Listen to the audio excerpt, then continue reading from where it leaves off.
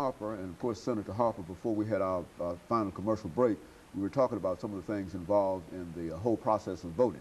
But let's again sort of shift the program a minute by seeing if we might be able to get from you, since you've been very intimately associated with the Gore campaign. Yes. What are some of the things that that we might anticipate over the next several weeks leading to the election? What are we planning on doing? Over the next several weeks, we will be working to encourage young folk, older people to get involved in that campaign.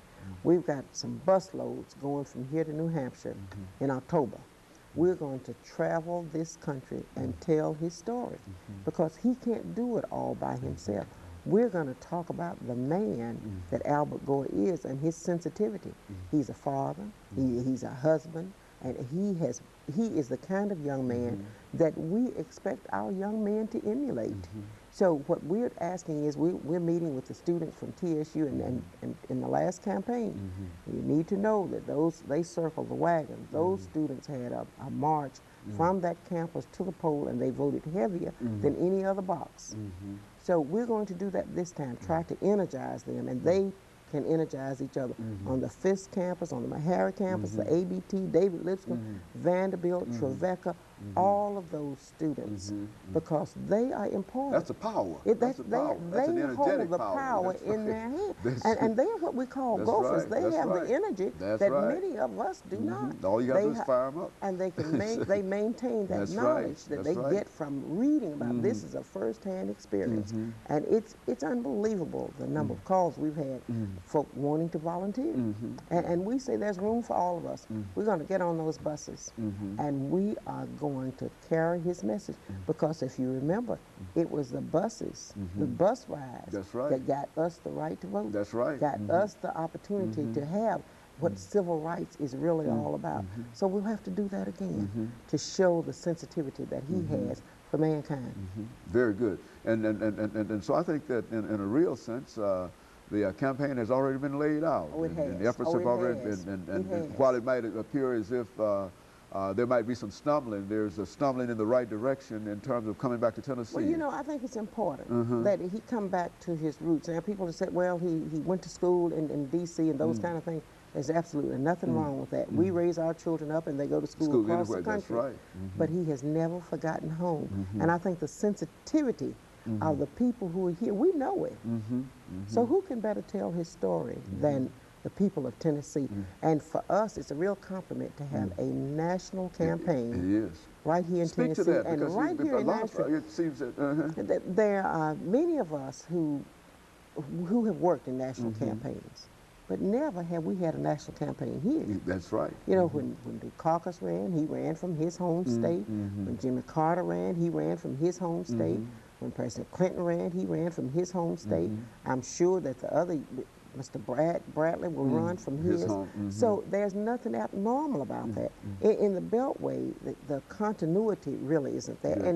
And it's, well, the lifestyles are different. It's Washington. So it's Washington, D.C. It's the nation's capital. But this is Albert Gore's home. So I think it's a perfect place for him to bring his campaign and to bring us together so that we can tell what Albert Gore is really all about. And lay out the issues of education and all of those things, and he is really... And to lay out the issues of his family, what his daddy did, and what his mother, has done, and what he has done, and what his wife and what his children are doing. You know, he's a granddad now. So I think that speaks to something. It does. It does. So what we're asking is for people just to call, to come in and volunteer. There's room for all of us, and we're going to make it work. I'm excited about it, and I hope the listening audience is. I hope they will come to 2410 Charlotte Avenue, have their walking shoes on, have their suitcases packed to travel across this country and tell the story of Albert Gore. That's Very right. good. Good. Senator Harper, we've got about a minute and a half here. Let's give you an opportunity over the last minute and a half to sort of speak to some of the issues that might be in your district, or some of the other issues that you just don't want to leave without saying something about today. Well, let me just encourage your listening audience to become involved. I think one of the things that happens to us, we argue about issues after the fact. I think you know that we are having listening tours on how we're going to finance government. and we may do nothing.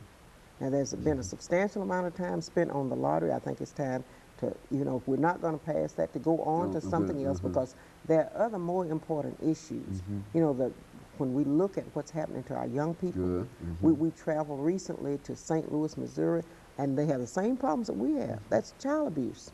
You know, we have people who think nothing about killing a child. There's domestic violence, and there's the incarceration of young people because we have not taught them how to behave.